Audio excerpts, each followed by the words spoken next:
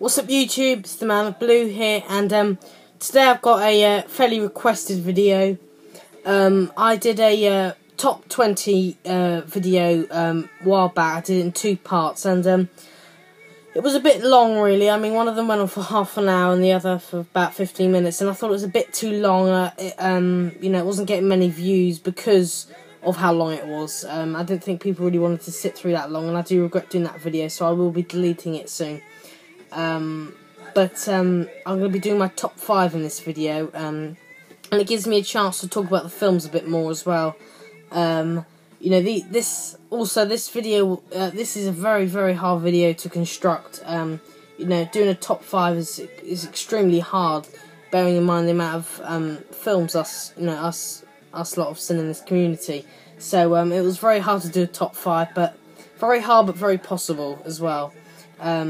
These are films that not only surprised me, but exceeded everything that I would have wanted from a film. They're just phenomenal. Some of them are very close to my heart, some of them not. But we're going to start with number 5. An absolutely phenomenal film. I think it's up there with his best films. I think it's just phenomenal. The type of story that this film tells, it's just phenomenal the way it's done. The cinematography of this film is just amazing, and the writing is fantastic. It's an all-round amazing film. The performances in this film are just phenomenal. And the film I'm talking about is Schindler's List, and this is number 5 on my top 5. This is just an absolutely phenomenal film. It really is. It really does tell. It teaches you a lot of stuff that maybe you didn't quite know. But it's extremely moving, as you can probably imagine. A film that you don't revisit a lot, but when you do revisit it, it's an absolutely mesmerising film. And it's a very hard film to watch, but at the same time, it's absolutely phenomenal. And the performances in this film are just top notch, top draw, absolutely fantastic. The performances by Liam Neeson and Ralph Fiennes just absolutely phenomenal. Not forgetting Ben Kingsley at all. But absolutely just phenomenal acting in this film. Who better to direct it than Steven Spielberg? Really, he's done Saving Private Ryan, which is a phenomenal film as well. But this is the one. This is my favourite war film. For a start, just absolutely phenomenal all round. I can't fault it at all. It's a faultless film for me. Really is. So that's my number 5. On my top 5, so yeah, very hard to put it as low as it is. I'm tempted to creep it up a little bit, but this is a film that it's just so good. Definitely recommend you put this one up to watch this one if you haven't. I think it's a film that everyone should watch at least once. So yeah, that's Schindler's List, just absolutely phenomenal. Coming up at number 4 is, I've cheated a little bit with this one.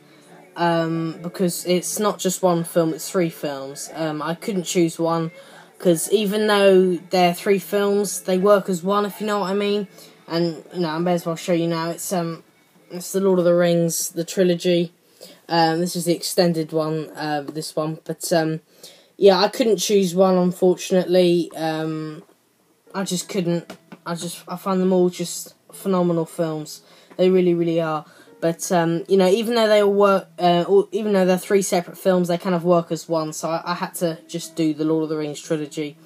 My favourite being the Return of the King, just for the pure look of it. It just looks, the battle scenes are just, it's just, no battle scenes I've seen like it, there really aren't. The way this film's shot it's fantastic, it's phenomenal, and, Peter Jackson's such an enthusiastic director. I really do love him. I've seen many of his blogs, and he's a really, really great director, really, really is. He's a very visual director, but he also can do the other side of the story to that as well. He can also, he can write, he can produce, he can do all sorts of films with his films, and he's very enthusiastic in that way. But yeah, just the 3, the Fellowship of the Ring, the Fellowship of the, how the Fellowship, they get together, and they first go on a journey. It's phenomenal. Great great scenes in that film, really phenomenal. Great ending as well. Two Towers, fantastic as well. Apparently he said it's very hard to make the second film in the series, but you know he pulled it off fantastically, as you can imagine, as you've seen. You know, Two Towers got fantastic stories, got some fantastic scenes, and yeah, Two Towers is phenomenal. Return of the King, you got the big battle at the end. You got the battle at Helm's Deep in Two Towers as well. But Return of the King, you got the whole bit with Gollum. I think Gollum gets the most screen time in Return of the King. You know, it opens with Schmeagol and the name of that hobbit escapes my mind. I can't quite remember what he's called. But they're on the boat at the beginning, and it shows you how Schmeagol turns into Gollum, how he becomes slowly obsessed with the ring. So yeah, just phenomenal films. 10 out of 10 any day. And that's my number 4. The Lord of the Rings trilogy. Number 3 is just... It's a film that I used to watch. I used to burn, basically, on the VHS. I used to make the VHS thing so hot, I used to watch it so much. You know, I just completely... I completely... what's the word? I ran its course, basically. I just watched it so many times to the point that it just wouldn't work, the VHS tape. But yeah, it's just absolutely phenomenal film. I can't fault it at all. It's one of it's my favourite adventure film of all time, definitely. And it's one of the very few films that actually made some decent sequels. And the film I'm talking about, I'm going to show you the box set, but there's only one film I'm talking about, and it's Indiana Jones, The Raiders of the Lost Ark. I like to call it Raiders of the Lost Ark, its original title. But yeah, just absolutely phenomenal film. It's got such... I love Harrison Ford as Indiana Jones. You know, his character, Indy's character, it's just phenomenal. I just love the way he does stuff. You know, the action's just superb, acting superb, writing superb, cinematography superb, and I'm so glad they brought it out on Blu-ray recently. It's absolutely fantastic. It really is. Raiders of the Lost Ark, a childhood classic for me. You know, not that it came out when I was young, way before my time, but when I did watch it when I was young, you know, my parents watched it, and you know, I love this film so much, and that's Raiders of the Lost Ark. Phenomenal film all round.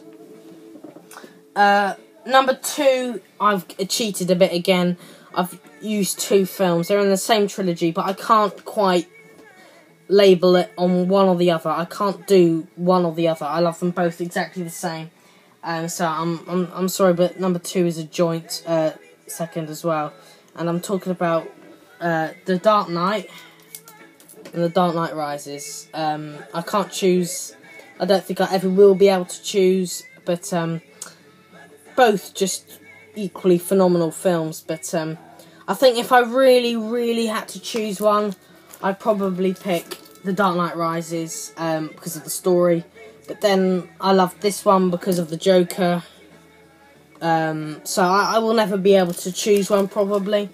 But both are just absolutely phenomenal films. I love them. They're my number 2 of all time.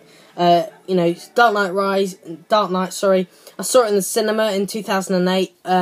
I don't really remember it too well, actually. But I did watch it, and I did love it, you know, of course. No, I didn't appreciate it, but I loved it. And then when it came out on DVD, I watched it, and I thought it was phenomenal. Wasn't quite, you know, still didn't quite appreciate it. And then I waited a couple of years, and I appreciated it fully, and I thought it was one of the best films ever, and it is one of my favourite films ever. You know, number 2. Just Heath Ledger's performance was the reason why this film's just not a straight Dark Knight Rises. Number 2 for me. You know, I had to have Dark Knight as well because of the Joker. Just phenomenal, really phenomenal performance by Heath Ledger. You know, my favourite Joker. Always thought Jack Nicholson was going to be my favourite Joker. But the reason why I like The Dark Knight Rises is so much was because of the story. I thought Tom Hardy's Bane brought such a big kind of threat to Gotham. I found it a bit more than the threat to... Even though I prefer Joker, I still thought Bane had a bit more of a character threat, if you know what I mean. And I also loved about The Dark Knight Rises the whole...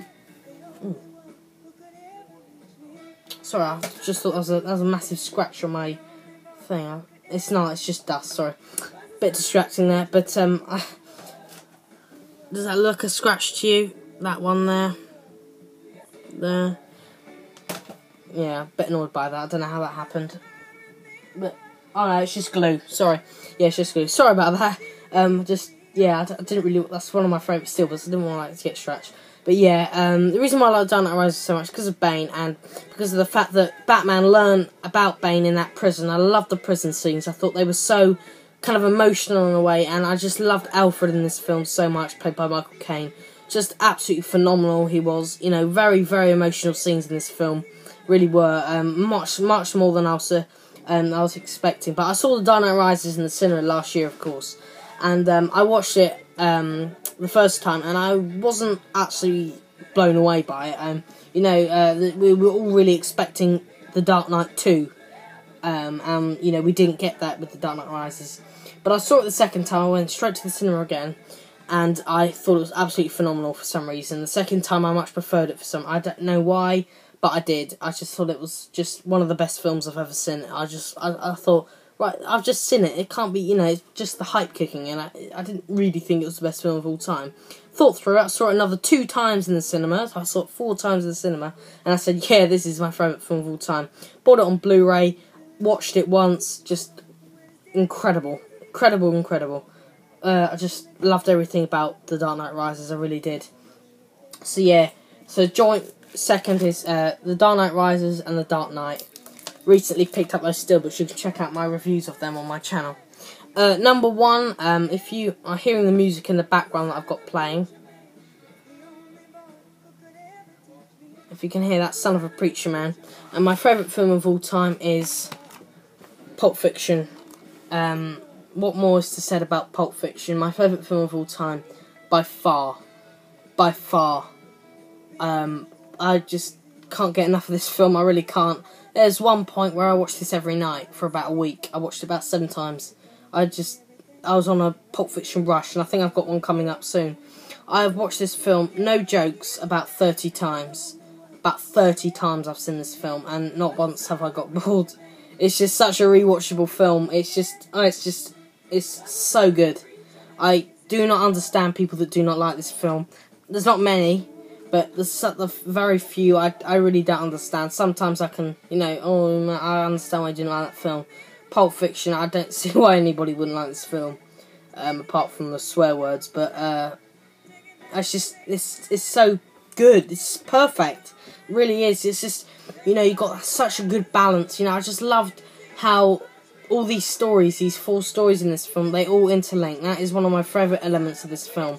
Of course, the main element of this film being the just superb dialogue, the gripping dialogue, you know. Occasionally guns go off, but what really drives this film is the dialogue. It really is. Please guys, if you haven't not seen this film, I'm worried. I'm worried about you. You know, how can you call yourself a movie fan if you haven't seen this film? At least to have an opinion on it. That is all I ask. If you didn't like it, then I don't really get you. But just watch it. Just try it. At least, just try it. I do appreciate this film's not for everyone. You know, some of the elements of it, but just try and see through that and just appreciate this film for its amazing dialogue. It really is. I really want to get the steelbook of this, but it's going for £40, and I can't justify paying that amount of money, even if it is my favourite film of all time. So hopefully they'll do a steelbook re-release. I hope they will. I will buy it. But at the moment, I'm really glad with this Blu-ray that I got. Picture quality is amazing, as you expect. But yeah, what a cast this film's got as well. You know, a lot of quite a few questions that I get is what's my favourite scene? What's my favourite chapter in Pulp Fiction? My favourite chapter would be the Bonnie situation. Very closely. God, I love them all. I don't know. No, I'm just going to stick... My favourite has been the Bonnie situation, then the rest of them are all equal as being amazing. You know, the Bonnie situation is so gripping. It really is. It just... The dialogue just grabs you in straight away, you know. It's... I just loved how, you know, you know, they go into this place and they kind of... you know, they go into this place. They look, you know, the breakfast scene where they go to Brett's house. You know, that deal with Marsalis and everything that went wrong and everything.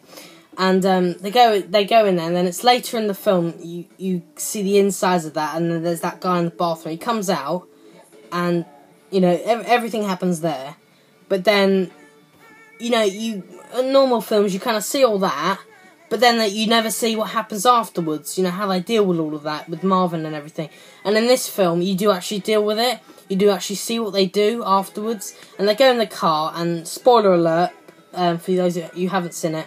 But John Travolta, he's in the car, he's turning around asking Marvin questions, and he shoots him in the face. And now, put your hand up if you did not find that funny. If you did not...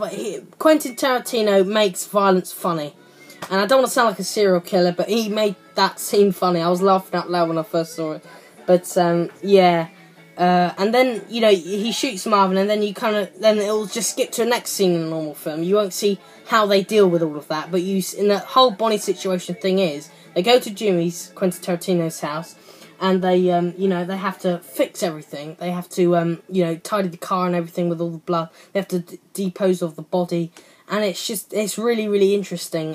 You know, it just grabs you, the dialogue, and then you've got the wolf with Harvey Keitel. I could talk about this film till the cows come home, I really could. This video could be 2 hours long if I was to talk about everything about Pulp Fiction. I could just go on forever. But yeah, please guys watch this film, just to have an opinion on it. That's it. And I'll just turn the music up for this last bit. If I can. If you can hear that any louder. There you go, you should be able to hear that now. But yeah, the soundtrack, this suits very well. The soundtrack of this film is phenomenal as well. Can you hear me? I wonder if you can, actually, it's quite loud. There you go. The soundtrack of this film is phenomenal. It goes so well with this film, and after you've seen this film, you'll have all these songs in your head, and you'll think, oh god, I love the soundtrack, and you'll want to buy the soundtrack. And that's the, you know, The Son of a Preacher Man. It sold another 2 million copies after this film was first released. Everyone was buying Son of a Preacher Man by Dusty Springfield. Everybody was going to the shop, apparently. My dad said everyone was going to... It's my dad's favourite film of all time, which is kind of ironic. But yeah, I didn't copy him. No, I didn't copy him. I suppose we have the same father and son taste.